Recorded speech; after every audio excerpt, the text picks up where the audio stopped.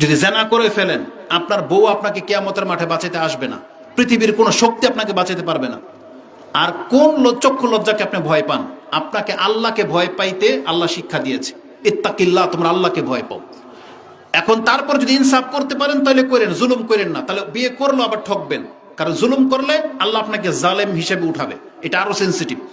কিন্তু মহিলাদেরকে আমরা বলবো রাদিতু বিল্লাহি রাব্বান ওয়া বিল ইসলামি দীনান, এই শব্দটার মানে বোঝেন আপনি? আল্লাহ আপনাকে বিধান জারি করেছে, তোমরা জাহিলিয়াতের মহিলাদের মতো রাস্তাঘাটে প্রদর্শন করো না। তারপরে পুরুষরা একাধিক বিয়ে করলে আপনি অনুমতি দেন বা না দেন সেটা ভিন্ন জিনিস, কিন্তু মন্তব্য করতে পারবেন না যেটা কেমন বিধান। ওই নাস্তিক মহিলাগুলা টিভির মধ্যে এসে যে বলে যেটা কেমন বিধান, এটা আমরা মানি না যেটা বলে। তারপরে পুরুষ যতটুকু ভাগ পাবে তার অর্ধেক মহিলারা পাবে, কোনো মহিলা যদি বলে এটা আমি মানি না, এটা কিন্তু খুব সেন্সিটিভ কথা। কেন সেন্সিটিভ কথা জানেন? আপনাকে এটা মেনে নিতে হবে। এই ফতুয়া কোনো হুজুরে দেয়নি। এটা কি কোনো হুজুরের ফতুয়া? এটা কি কোনো দাড়ি টুপি করেছে? এই বিধানটা কার? আল্লাহর। তার মানে আপনি যদি না মানেন, যদি এটাকে রাগ দেখান, অস্বীকার করেন, তার মানে আপনি কিন্তু আপনার রবের ফয়সালাটাকে উপেক্ষা করলেন। এই জন্য কষ্ট হলেও মেনে নেন। মেনে নেওয়ার মাঝেই আমাদের জন্য কি আছে? কল্যাণ আছে। যেমন পুরুষরা বিয়ে করেছেন, এবার আপনাদেরকে বলি, আমরা দেখেছি আপনাদের অঞ্চলের অনেক মহিলাকে দেখেছি, আপনার মতন পুরুষই কেন বিয়ে করেছেন? আপনি মনে করতেছেন এটা কামলা আনলে রোজ দিতে হয় 500 টাকা, এটা বিয়ে করে নিয়ে ঝামেলাই শেষ, পাকশাকও হয়ে যাবে, খড়কুটাও নেওয়া হয়ে যাবে, রাতের কাজও হয়ে যাবে, 500 টাকায় সব। এর জন্য কি বিয়ে করতে বলছিল আল্লাহ? আপনার মহিলাকে পর্দায় রাখতে বলা হয়নি? আল্লাহ বলেছে না যে কু আনফুসাকুম ওয়া আহলিকুম নারা, তুমি তোমার নিজেকে এবং পরিবারকে বাঁচাও, বলা হয় নাই?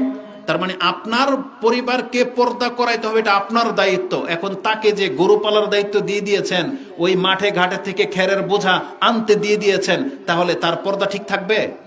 তার মানে আপনি তাকে যে বলতে চাচ্ছেন যে বরকা পরে গিয়ে ওই ধানের ওই নাড়া পরিষ্কার করুক, এটা কেন করেন?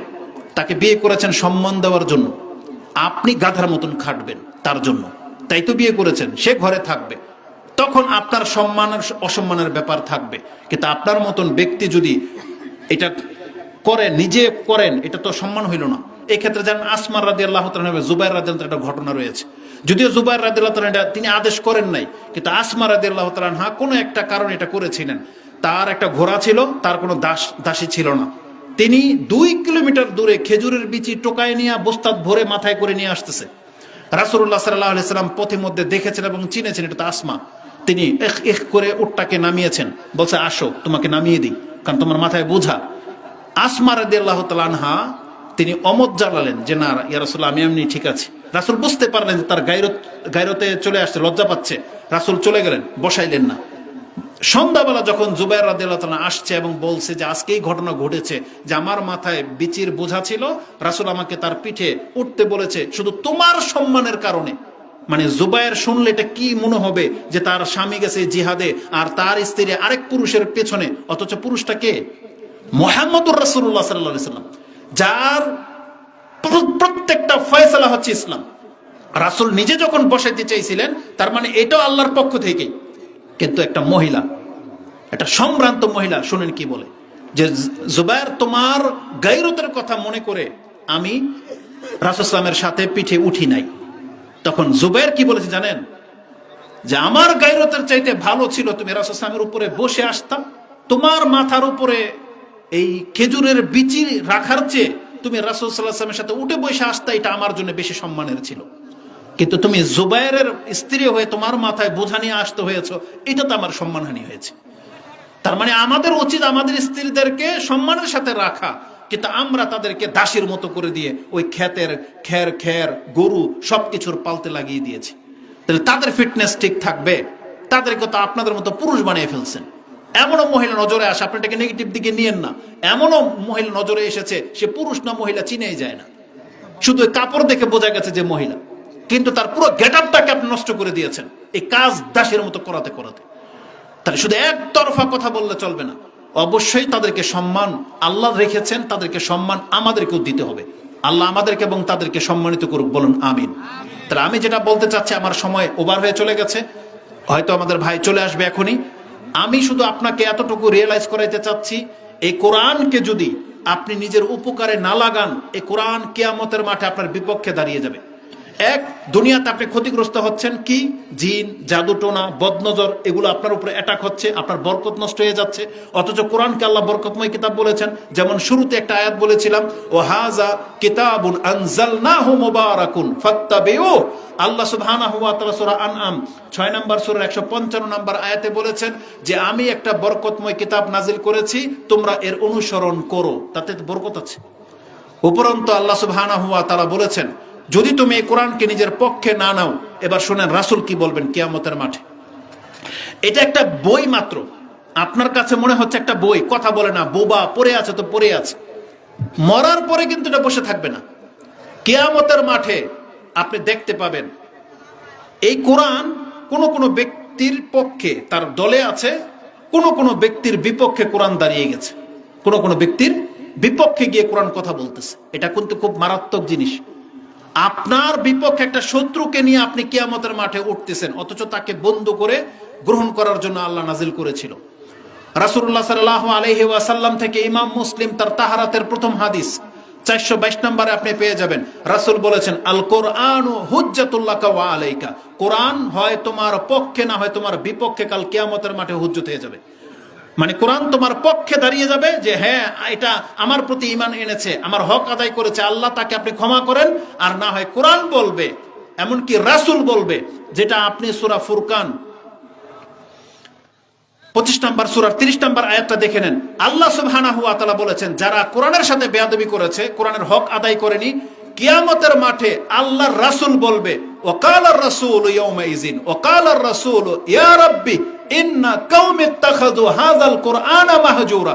আমার এই জাতি কোরআনটাকে তো গ্রহণ করেছে, কিন্তু পরিত্যক্ত বস্তু হিসেবে, কোনো কাজে লাগায়নি।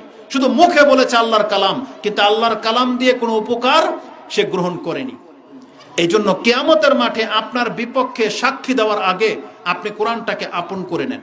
আমাদের ভাই চলে আসছে, আমি শুধু একটা হাদিস বলে দিয়ে বক্তব্য শেষ করে দিব।